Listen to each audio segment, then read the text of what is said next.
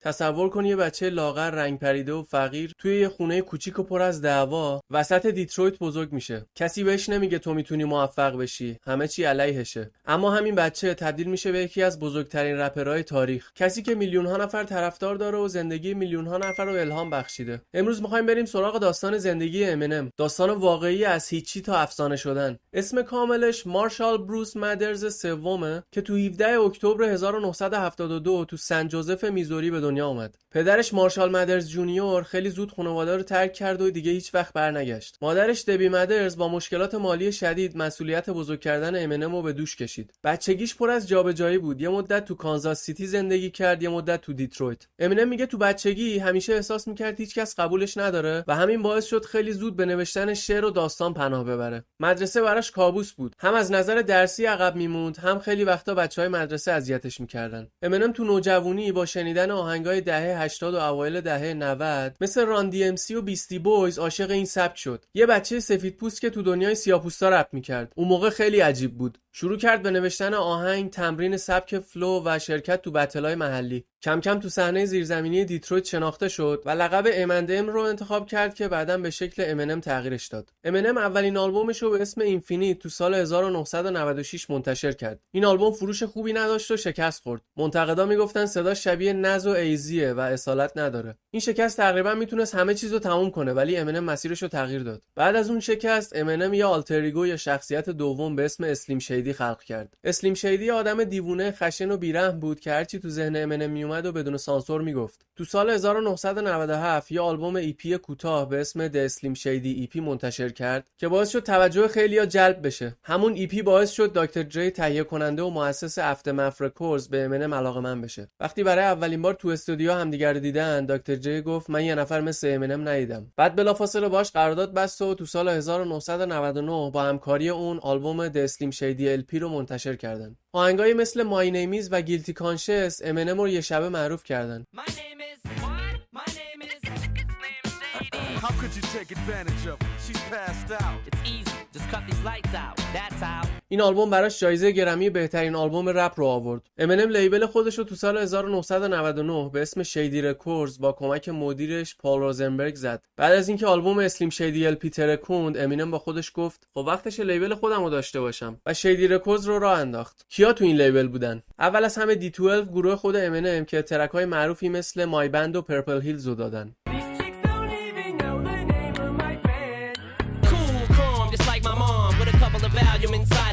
بعد اوبی ترایس اومد، همون رپری که اسمشو تو آهنگ ویداد میشنیدید. بعد از اونها امینم با یه هیت ساز بزرگ قرارداد بست به اسم 50 سنت که با آلبوم Get Rich or Die Trying عملا نصف هیپ هاپ اون دوره رو گرفت دستش. استات کیو، بابی کریک وادر و کشیس هم از همون دوره قدیمی عضو این لیبل شدن. بعد از اون امینم و رویستا 5 فوت 9 اینچ گروه بد میت سویل رو زدن و دوباره تیم شدن. بعدش یه گروه با جو بادن و بقیه اعضا زدن به اسم اسلادر هاوس که این گروه هم شعرهای خفن و سنگینی مینوشت. بعد از اون یلا ولف اضافه شد که استایل هیپ هاپ جنوبی رو به شیدی رکوردز آورد. حتی گروه گریزلدا با اعضای وستساید گان، کنوی د ماشین و بنی د بوچر واسه یه مدت کوتاهی عضو این لیبل بودن و تو دوره جدید گریسپ اومد تو این لیبل. شاید واسهتون سوال باشه که الان کی تو این لیبله؟ خود امینم که مالک این لیبله، رپر وستساید بوگی که از سال 2017 تا الان خیلی ترک خفن داده و یه رپر تازه کار به اسم ازمیل که از سال 2023 اومده. شیدی رکوردز همیشه برای امینم یه راه برای رشد رپرهای با استعداد بوده که از دیترویت گرفته تا کل آمریکا. جالبه بدونید خود 50 سنت هم یه گروه و لیبل به اسم جی یونیت زد که اونم خیلی موفق شد که ترک‌های معروفی مثل پاپین دم تینگز، استان و پی آی ام پی رو دادن.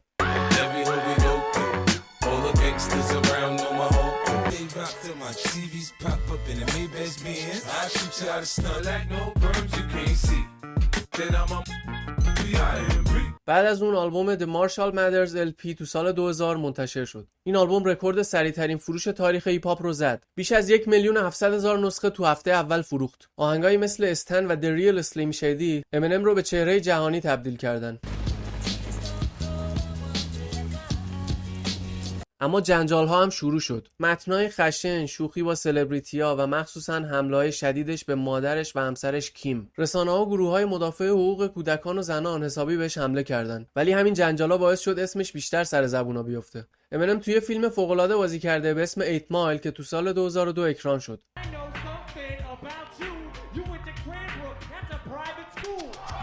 فیلمی الهام گرفته از زندگی خود امینم که باعث شد همه عاشق خودش و آهنگاش بشن. آهنگ لوز یورسلف برای این فیلم ساخته شده و همون سال جایزه اسکار بهترین آهنگ اورجینال رو برد که برای رپ یه افتخار تاریخیه.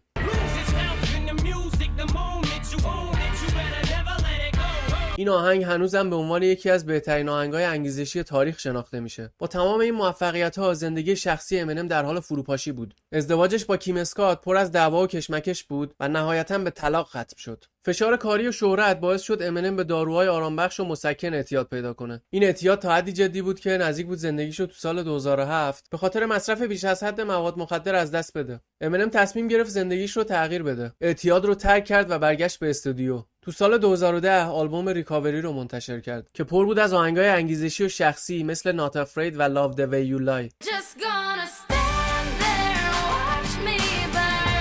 این آلبوم موفق شد دوباره امینم رو تو بالاترین سطح نگه داره و حتی نسل جدید رو جذب کنه. امروز امینم نه تنها یه رپر بلکه یه افسانه است. آلبوم‌هایی مثل کاماکازی و Music to be Murdered by نشون دادن تو بازی هنوزم حرف اولو میزنه. امینم یه رستوران به اسم مام اسپاگتی تو شهر دیترویت داره که تو سال 2021 راه اندازی شد. امینم یه شبکه رادیویی داره به اسم امینم شید 45 که تو پلتفرم سایرکس اکسم. موضوع این رادیو هم هیپ هاپ و شاخه‌های هیپ هاپن. امینم با وجود این همه ثروت و شهرت هنوزم زندگی شخصیشو خصوصی نگه می‌داره و بیشتر وقتشو با دخترش هیلی و خانواده‌اش میگذرونه. امینم نماد اینه که حتی وقتی همه میگن نمیتونی، میتونی دوباره بلند شی و راه خودتو بسازی. اینم از داستان زندگی امینم. اگه از این ویدیو خوشتون اومد اونو لایک کنید، کانال رو سابسکرایب کنید تا ویدیوهای بعدی رو از دست ندید و تو کامنت ها بهم بگید کدوم آهنگ امینمو بیشتر از همه دوست دارید. تا ویدیو بعدی، بدرود.